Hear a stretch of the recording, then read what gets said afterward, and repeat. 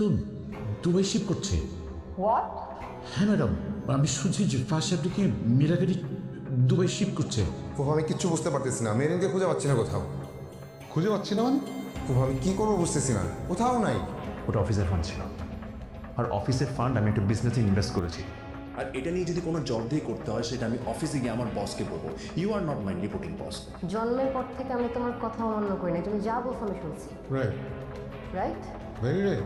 আমি এখান থেকে যেই ডিসিশন নিব সেটাই ফাইনাল, অ্যান্ড তুমি এটা রেসপেক্ট করবা প্লিজ।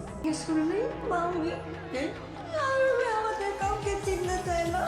সে বলছে তার নাকি দুনিয়ার কেউ নেই, সে নাকি আমাদের কাউকে চিনে না। আমার অনেক অপমান করছে মামি। এত ছোট্ট একটা বাসে কিভাবে আছে কে জানে। আমাকে যা তা বলছে, বলছে আমার নাকি কেউ না, তার সে নাকি তার কাউকে চিনে না, তার নাকি দুনিয়ার কোনো বোন ভাই মা বাপ কেউ নেই।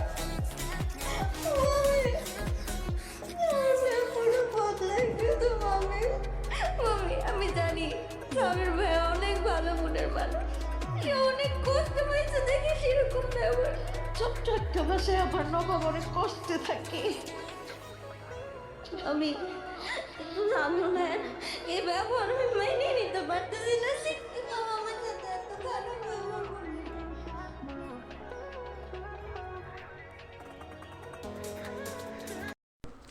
হ্যালো এভরিওয়ান, আসসালামু আলাইকুম। আপনারা সবাই কেমন আছেন? আশা করি ভালো আছেন।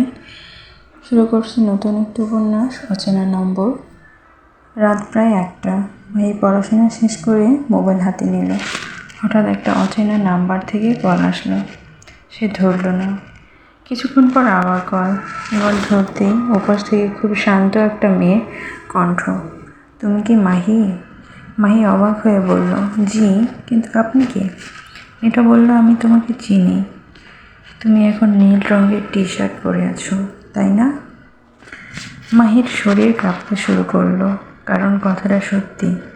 সে জানালার বাইরের দিকে তাকালো, কেউ নেই। মেয়েটা আবার বলল, ভয় পেও না, আমি শুধু তোমাকে একটা কথা বলতে ফোন করেছি। মাহি জিজ্ঞেস করলো, কী কথা? ওপাশ থেকে উত্তর এলো, আগামীকাল তুমি বাইক নিয়ে বের হবে না। মাহি হেসে বলল, মানে? মেয়েটার গলা হঠাৎ ভারী হয়ে গেল, কারণ কাল একটা দুর্ঘটনা হবে আর তুমি বাঁচবে না। লাইন কেটে গেল। মাহি ব্যাপারটা মজা ভেবেই ঘুমিয়ে পড়ল। পরদিন সকালে বন্ধুরা ঘুরতে যাওয়ার প্ল্যান করলো। মাহির হঠাৎ রাতের কথাটা মনে পড়ল। সে একটু দ্বিধায় পড়লেও শেষে যাওয়ার সিদ্ধান্ত নিল। ঠিক বের হওয়ার আগে আবার সেই নাম্বার থেকে কল। মেয়েটা এবার তাড়াহুড়ো করে বলল, দয়া করে যেও না, এবারও যদি না শোনো সব শেষ হয়ে যাবে। মাহি রেগে গিয়ে বলল, আপনি কে বলেন তো? কিছুক্ষণ নীরবতা। তারপর মেয়েটা বলল, আমি তোমার স্ত্রী। মাহি হতভম্ব, কারণ তার তো এখনো বিয়েই হয়নি। মেয়েটা ধীরে বলল, 3 বছর পরে আমাদের বিয়ে হবে, কিন্তু আজকের দুর্ঘটনায় তুমি মারা গেলে সেই ভবিষ্যৎ আর থাকবে না। তাই আমি অতীতের তোমাকে ফোন করছি।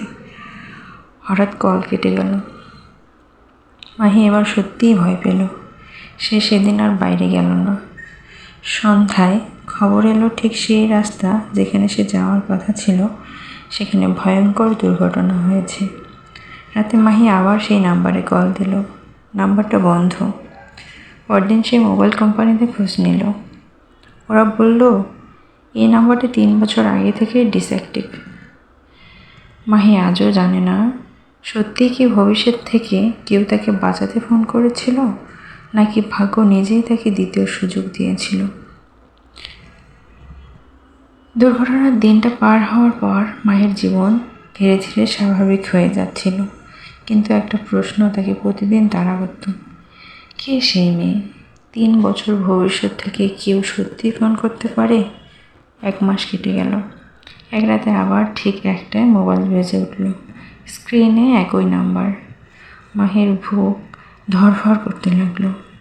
সে ধীরে কল রিসিভ করলো। ওপাশ থেকে সেই পরিচিত কণ্ঠ, তুমি বেঁচে আছো? ধন্যবাদ। মাহি তাড়াতাড়ি বলল, তুমি কে? সত্যি বলো। মেয়েটা বলল, সময় খুব কম, সব কিছু বদলে যাচ্ছে। মাহি বুঝতে পারল না। মেয়েটা বলল, তুমি যেদিন দুর্ঘটনায় এড়িয়ে গেলে ভবিষ্যৎ বদলে গেছে। এখন অনেক কিছু আর আগের মতো নেই, এমনকি আমিও হয়তো আর থাকবো না। মাই থমকে গেল। মানে? মেয়েটা ধীরে বলল, আমাদের দেখা হওয়ার ঘটনাটাই হয়তো আর ঘটবে না।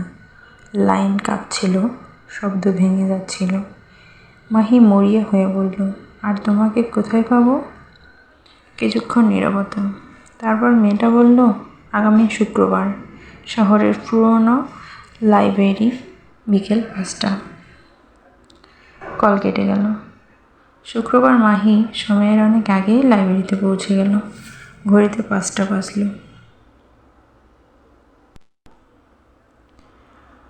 হঠাৎ দরজা দিয়ে একটা মেয়ে ঢুকলো, সাদা পোশাক, ঠিক সেই কণ্ঠের মতো শান্ত মুখ। মেয়েটা মাহির সামনে এসে দাঁড়ালো, বলল, তুমি মাহি? মাহি অবাক হয়ে বলল, তুমি আমাকে চেনো? মেয়েটা হালকা হেসে বলল, না, কিন্তু অদ্ভুতভাবে মনে হচ্ছে আগে থেকেই চিনি। মাহির শরীর শিউরে উঠল, কারণ এই মেয়েটাই সেই কণ্ঠের মানুষ। কিন্তু মেয়েটার চোখে কোনো স্মৃতি নেই। ঠিক তখন মাহির ফোনে একটা মেসেজ এলো, অচেনা নাম্বার থেকে শেষ বার্তা, এবার সব তোমাদের উপর, নতুন ভবিষ্যৎ শুরু হলো। মাহি মাথা তুলে তাকালো। মেয়েটা হাসছে। লাইব্রেরিতে প্রথম দেখা হওয়ার পর মাহি আর মেয়েটির পরিচয় হলো। মেয়েটির নাম আয়রা। অদ্ভুতভাবে তাদের মধ্যে খুব দ্রুত বন্ধুত্ব হয়ে গেল। মাহির মনে হচ্ছিল যেন সে এই মেয়েটাকে অনেক আগে থেকেই চেনে।